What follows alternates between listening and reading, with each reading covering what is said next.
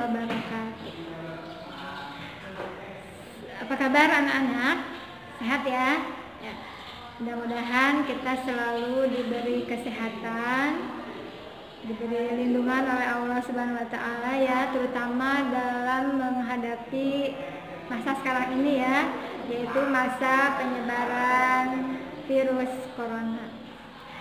Tetap semangat belajar di rumah, karena belajar di rumah adalah salah satu cara agar kita bisa memutus mata rantai penyebaran COVID-19. Jangan keluar rumah kalau memang tidak diperlukan.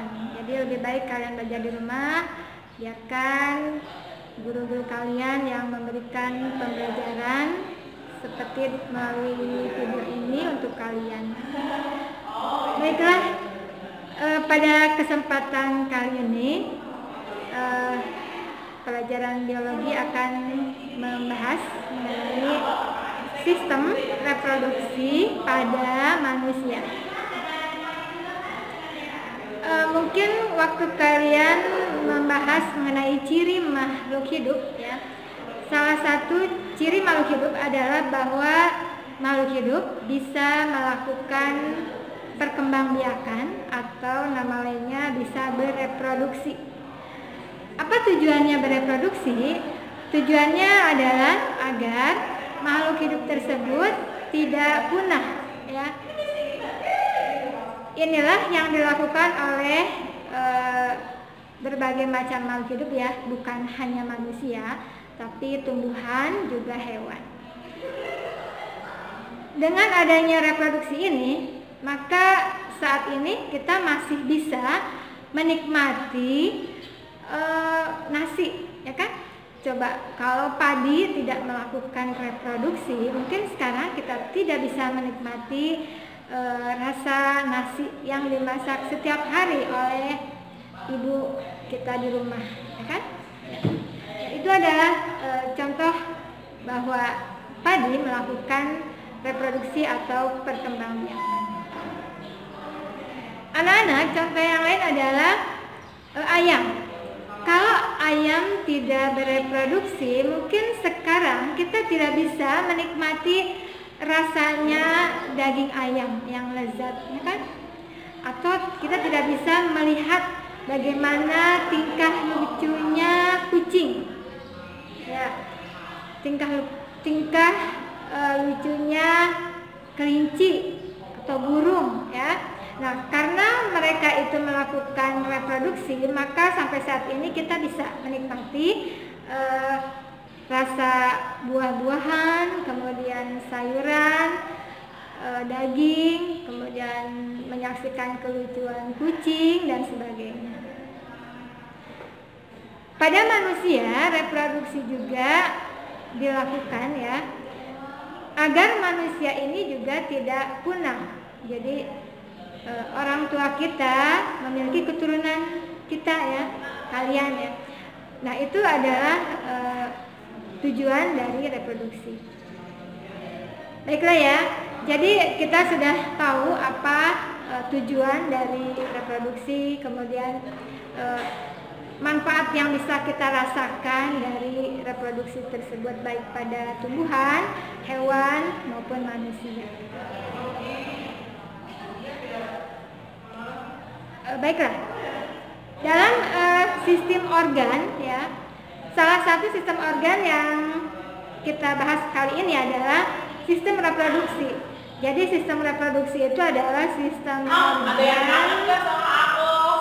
organ yang berfungsi agar manusia bisa melanjutkan keturunannya dan tidak punah.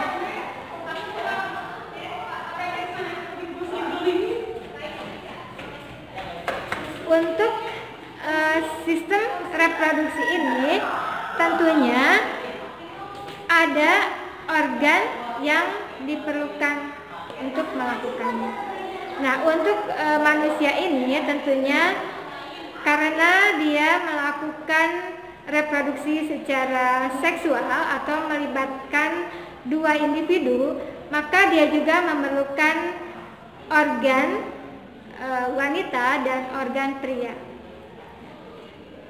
Nah, kemudian organ reproduksi wanita dan organ reproduksi pria ini terbagi menjadi ada organ reproduksi luar dan organ reproduksi dalam. Apa bedanya? Jadi kalau organ reproduksi luar itu berarti organ tersebut terdapat di permukaan tubuh ya, bisa dilihat oleh mata biasa. Tapi kalau organ reproduksi dalam itu artinya organ tersebut berada di dalam tubuh, sehingga kita tidak bisa melihatnya dengan mata biasa, tapi harus menggunakan alat lain seperti misalnya USG ya. Itu bisa membantu kita melihat organ reproduksi bagian dalam. Pada kesempatan ini Ibu akan menjelaskan mengenai organ reproduksi wanita. Wanita dulu ya. Baiklah kita. Ya. Nah ini adalah gambar yang menjelaskan atau mendeskripsikan tentang organ reproduksi wanita.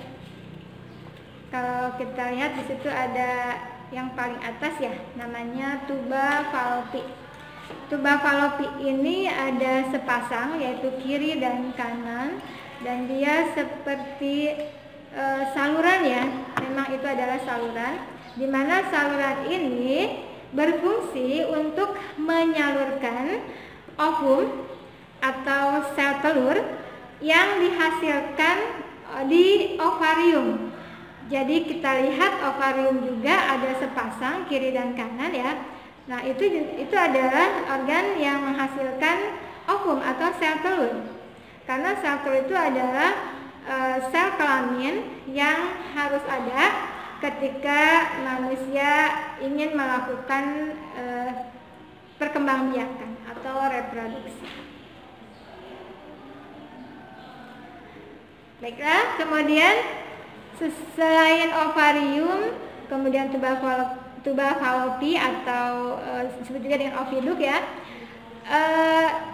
Organ reproduksi wanita juga memiliki yang disebut uterus. Uterus itu rahim ya. Rahim ini adalah tempat tumbuhnya zigot. Jadi ketika sel telur yang dihasilkan oleh organ reproduksi pria bertemu dengan sel telur yang dihasilkan oleh organ reproduksi wanita bertemu dengan sperma yang dihasilkan oleh organ reproduksi pria bertemu, nah itu akan menghasilkan zigot, dan zigot ini akan membelah dan membentuk janin. Janin ini akan tumbuh besar di dalam uterus atau nama lainnya adalah rahim ya.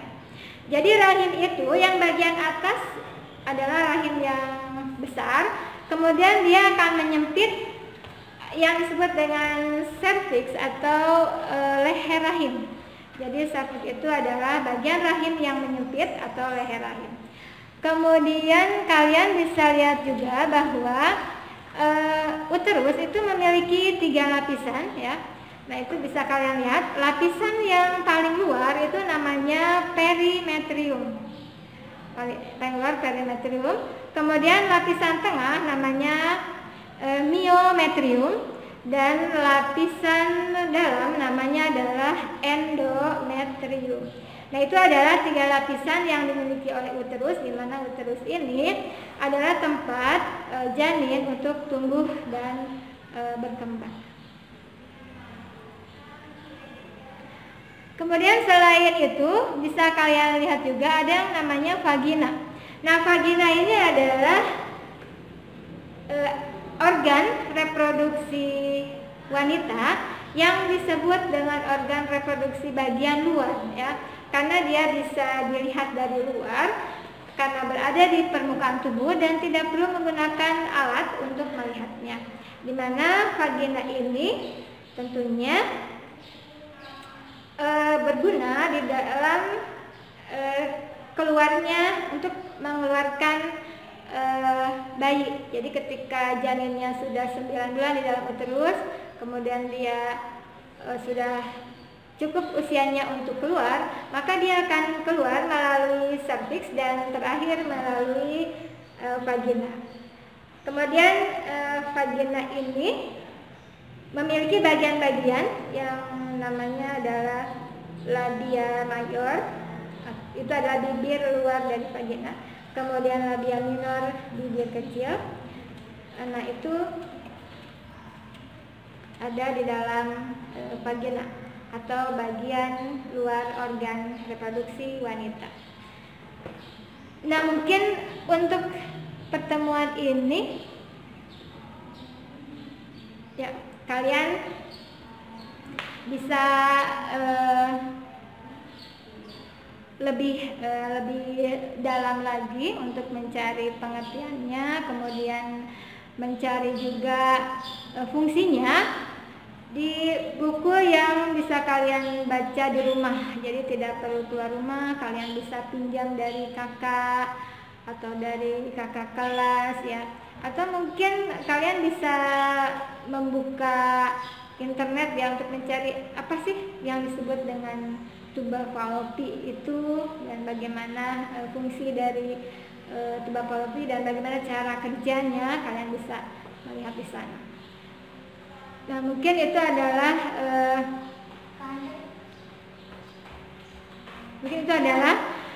materi kita untuk bagian 1 ini tentang organ reproduksi wanita. Nah, Ibu harapkan kalian bisa mengikutinya dan mudah-mudahan kalian jadi lebih tahu ya apa tujuan dari makhluk hidup itu bereproduksi, kemudian apa manfaatnya, kemudian apa sih organ yang berperan di dalamnya. Untuk pertemuan ini Ibu sudah memberikan tugas untuk kalian. Tugasnya adalah